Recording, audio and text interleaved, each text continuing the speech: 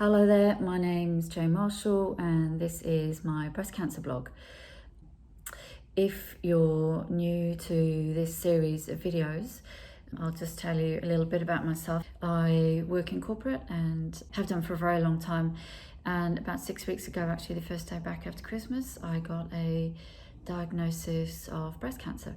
And the diagnosis is invasive lobular carcinoma, which before you have breast cancer means absolutely nothing to you, but once you start getting into the breast cancer world, you start to understand that invasive means it's on the move, it's spreading. For mine, it had spread into my lymph nodes. So within a week of having my diagnosis, I'd had a surgery to take out the cancer from the breast, and then another week later, a surgery to take out all my lymph nodes in my right arm. And a bit about my own experience, because it's relevant to what I'm going to talk about today, which is how you continue to work through it, particularly if you're working at a senior level in the corporate world. I'm really fit, I eat well, I meditate, I look after myself, I sleep really well. You know, in many respects I'm strong, I'm a powerlifter, so in many respects I'm really well and really healthy.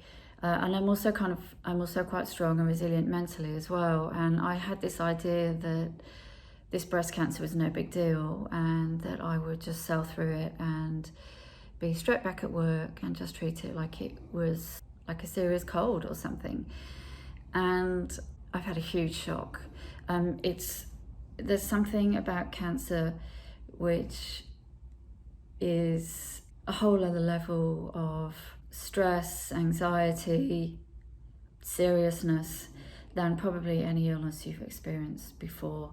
I've had serious surgery before, I've had serious illness before, but there's something about cancer that really triggers a tsunami of emotions, no matter how calm you are and how much you've got your shit together. And it's a major surgery once you start having bits cut out of your body. And even though I'm strong and I look after myself, after my second surgery, it's taken me the best part of 2 weeks to be able to even dress myself and be presentable enough to put myself in front of a camera. I have a cold because my immune system's completely compromised. You feel horrible with all the drugs and the anesthetic that they give you. Your hair and your skin just look awful. I was absolutely exhausted. You have a huge emotional crash after a major surgery as well. It's partly the adrenaline, it's partly all the drugs they give you, it's partly just getting used to your new reality, and there's just this huge exhaustion in my experience. Not to mention, once you start having your lymph nodes taken out, you know, for a week or two, I've essentially lost use of my right arm, and so been completely unable to put my hair up, wash myself in the shower, do basic things around the house like change bedding. So the whole thing was an awful lot more serious than I realised it would be on every level, actually. And so, you know, that really underpins a lot of the things I'm going to talk about in this video, which is, okay, so how do you deal with work if you're a woman who's running a big program or you're in a senior role? What do you do when you're in this situation? So the first thing I'd say is, look, your experience might not be like my experience. You might be lucky and you might just sail through it. My surgeon assures me that there are women who do chemo and keep working and do radiotherapy and keep working, but I've also heard from other women that they have just found it absolutely impossible to work whilst they're undergoing treatment. And I know from my own experience, I haven't been able to work for about 2 or 3 weeks. So the first thing I'd say is be really realistic about this. Acknowledge that this is a cancer diagnosis, and no matter how tough you think you are, cancer brings things up, maybe even things that you didn't know were there. So expect it to be bigger than you thought. It's also a bit like a full-time job. You know, once you've got cancer, you're on a conveyor belt in the medical establishment. You're going for blood tests, you're going for tests, you're going for scans, and then they find other things in your body. So now I'm having to go and see a thyroid specialist, and then after your operation you need to see the physio, and then you have chemo, and it's a never-ending series of medical appointments. So also be realistic about the amount of time it's going to take you to be ill. Be aware, be realistic about how long it's going to take you to get back to work after surgery. Be realistic about what you're going to be able to take on when you're at work.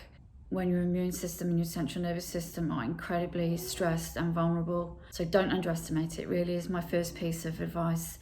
And if you aren't one of the lucky ones, if you're one of the ones for whom this is really, really hard, there's an element of surrender that needs to come with it. You know, fighting it and resisting it and wanting it to be something other than what it is. It just makes it really difficult for yourself. I found myself getting into the energy of resistance in the first few weeks and frustration because I couldn't get straight back to work. And in the end, I had to surrender to it and just sleep and until I was well. Now, it's kind of different. Like if you're in a very secure job and you have great medical insurance and all the rest of it, you have a greater luxury, if you like, to surrender to it. You know, I'm in a situation where I'm a freelance management consultant and I don't get paid sick leave and all of those things. And so, you know, if you're in a situation like that, you might not have the luxury of complete surrender. But if you are one of the fortunate ones who has a permanent job and a good salary and an environment that is safe at work, I would say take all of the sick time that you can and recover as well as you are able. So yeah, so be really realistic about what this is and be prepared for the fact that it might not be as easy as you might think. So the next thing that comes up is whether to tell people. So I know people who have gone through this whole process and not told anybody that they've been ill. And honestly, I don't know how you'd be able to do that. Yeah, I mean, all power to you if you're able to do that, but I really don't know how you'd be able to show up at work after a major operation and put your best foot forward. So that being said, you don't have to tell everybody. So I went down the path of telling absolutely everybody, mainly because, well, there's two reasons. Firstly, because I needed them to know if they were experiencing me on an off day, that it wasn't because I wasn't committed or dedicated or passionate about the work I'm doing. I just needed them to know it's because I'm ill. So there was that. But also for me personally, I would have found not telling anybody an impediment to my own process of just getting to grips with what was happening here. I have found personally the process of telling people to be really, really cathartic and therapeutic. It's helped me to make my own peace with what's happening, and you really do need to make your peace with it. So I found telling people to be really useful for them, but also useful for me. I think there is a decision to be made about who it's safe to tell. You know, there's a lot of corporate environments where it doesn't feel safe, where it's competitive, where things can be used against you. So I think you might not be in the environment I'm in where I felt completely safe to tell everybody. So it might be that you just tell the people who will be most affected by any adverse performance or by the fact that you're absent because you need to go to appointments. I would say if you feel there's going to be a deterioration in your appointment, I would say you'll one up the people around you, the people in your team do really need to know this. And I would also say that I've been really surprised and almost overwhelmed sometimes by the amount of love and support that I have received.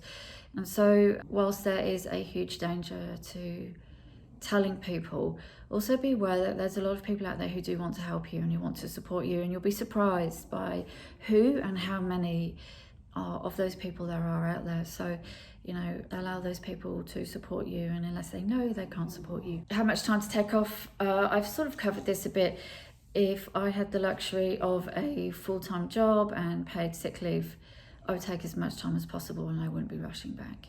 One of the interesting things about having breast cancer is that you don't look ill a lot of the time. Now, if you go into chemo and lose your hair, you definitely don't look like your normal self. But one of the really interesting things I've experienced about this is that people look at you and they don't think you're ill because they can't see the illness. And very often you will look at yourself in the mirror and you won't think you're ill either, because the healing is going on in the inside. So I've got scars, but essentially the healing is going on in the inside. And so sometimes you can look at yourself in the mirror and almost fail to understand exactly how serious the illness is and how much energy your body needs for healing. And so the person you can see looking back at you in the mirror can look quite well and you don't feel well. In fact, you're exhausted, and people at work might look at you and think you look normal and you're not.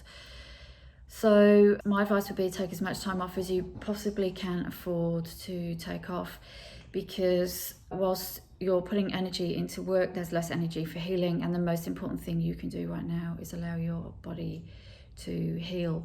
Don't forget, your immune system is completely compromised. And so the more rest you can have, the quicker your immune system can start working again, and the less likely you are to get ill with other things as well. So the next thing I'm going to talk about is feeling guilty for not pulling your weight. And I've certainly experienced this. When you're a high achiever, when you've done senior roles for a long time, you're used to being the person who probably doesn't just pull their weight, but you're probably used to pulling more than your weight. And it can feel like you're slacking a bit if you're not there all the time when you're going off to medical appointments, if you're not quite able to bring all your magic and your genius to work on this particular week. And so you can start to feel guilty. I would say just get over that as quickly as possible. You know, I'm 50. I've done my years of putting in the hard yards. The people I work for, the people I work with know that I bring value, and I'm pretty sure that the people that you work with or for know your value too. And so try not to get too hung up on the fact that just for this little period, and it might be 3 months, it might be 6 months, it might be a year, it might be more, just get comfortable as quickly as you can with the fact that you might not be overachieving for a while. You might not be pulling as much weight as other people, but know that you've put some money in the bank all these years. You know, particularly if you've worked a long time at a place of work, you've added a lot of value, you've done a lot of stuff, you've helped a lot of people, you've made a difference. So now it's your time to take your foot off the gas and just know that this is just grown-up stuff. You know, there isn't a person in the world who hasn't had something really big happen in their life and who hasn't had to take their foot off the gas for a while. And this is that time for you. So don't beat yourself up too much if you're not pulling your weight. You know, if you're used to being the overachiever or perfectionist, you might need to kind of manage that little voice inside. As I said, your body needs as much of your energy as you can keep for healing. So resist the temptation to be a perfectionist, resist the temptation to over-deliver, resist the temptation to overachieve, because your health is more important than any project that you're working on at work. Next thing I would say is make sure you've got a support network. I would not have been able to do this without the support of friends at work and at home. There's going to be days when you feel absolutely awful, really stressed, really tired, anxious. There'll be times when you can't focus. There's going to be times when you just need to cry. So develop a really good support network of people that you trust. The trust thing is really important, because what you don't want is people who are blabbing your story around the organisation. But do have a network of people who are going to pick up the phone when you're having a really, really bad day. And they need to be people who know what to say as well. They need to be people who know how to just listen or hold your hand or give you practical advice or whatever it is you need in the moment. So get your squad around you, the people who are going to be there for you on the hard days. I would also say this is a time to really look after your health. Surgeries, chemotherapy, the stress, all of it has taken an enormous amount out of your body. And so this is really a time for you to take really good care of yourself. So if you don't have a really good sleep practice, it's time to start thinking about how you can improve your sleep. It's time to think about how you can take stress out of your life. It's time to think about doing less. So doing less in the evenings, prioritizing at work. If you have stressful people or stressful situations in your life, it's time to just deal with them and remove all of that stress. Meditate, go for walks. Don't stop exercising if you have an exercise practice. Keep moving. Make sure that you're eating well. Do all of it all sounds really boring, but it's all so necessary at this time. You're going to feel absolutely exhausted, and so the more you can put in terms of good food, sleep, meditation, exercise, and supplements. So this is a really good time to go and get tested for if you've got deficiencies in iron or B12 or magnesium. Just be aware all of those things affect your energy as well. Go and get acupuncture, see a herbalist, whatever modality works for you. But just give your physical body, your central nervous system, your immune system, as much help as you can. You know, because working at the same time as getting well from a major surgery or chemotherapy is huge. So make sure you're putting in as much as you can. Get comfortable with doing less for a while. Get comfortable with the fact that for a while you're not going to be out doing stuff, exciting stuff in the evenings or the weekends, that you're going to be resting. Get comfortable with the fact that this is a time to hunker down. Make your home really nice, make your home a place that you like being, and get comfortable with withdrawing from the world for a little while. It'll all still be there when you come back on the other side of this. Just get used to the fact that life is a bit different for a while, and that's okay. If you've had to come off HRT, as I've had, because my cancer was highly receptive to estrogen and progesterone, just be aware that there are a ton of things out there you can do to help with the physical symptoms. Chinese medicine, herbs, acupuncture, essential oils. There are a ton of therapies out there that you can use to mitigate the symptoms of having to come off HRT, but definitely have a plan for that. If you're a person who's experiencing menopausal symptoms like anxiety, hot flushes, tiredness, make sure you have a plan for how you're going to handle that before you put yourself back into the middle of a stressful workplace. Be aware that some of the drugs that they might put you on, the kind of, again, if you're highly receptive, if your cancer is highly receptive to the estrogen and the progesterone, you might find that you're on hormone blockers. Again, some of them have really big side effects, so make sure you have a plan for that. Some doctors will give you things like antidepressants and Valium, none of which I want to take, but some of which I'm considering I will have to take in order to be able to keep working. But again, things like acupuncture, Chinese medicine, there are a ton of other things you can do to mitigate the symptoms, but make sure you have a plan for all of that before you put yourself back into the stress of the workplace. And then, the final thing I'll say, and I say this constantly, the most useful thing you can do is sit in the energy of self-love at all times. What you're doing here is really, really big. What your body's doing, trying to recover from huge surgeries, from invasive treatments, what she's trying to do is big. So just have a huge amount of respect for your body and yourself. This is not a time to beat yourself up or to hold back on loving yourself. So at all times, just bathe yourself in the energy of self-love and anchor yourself in that. Use that energy to heal yourself. Make sure that that's the basis on which you go into work every day. Loving yourself, loving your body, allowing your energy to heal, and just knowing that all of that is way more important than any project you're working on or any of these things, the politics, the dynamics, the things that happen at work, none of which you're going to remember on your deathbed. And so just remember that being really, really kind to yourself at all times is so much more important than hitting one of your KPIs.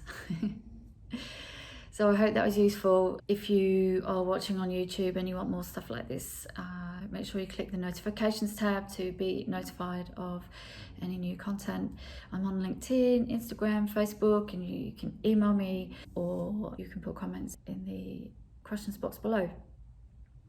Hope this was useful, and I am sending you so much love on your own path back to what I hope will be the most health possible.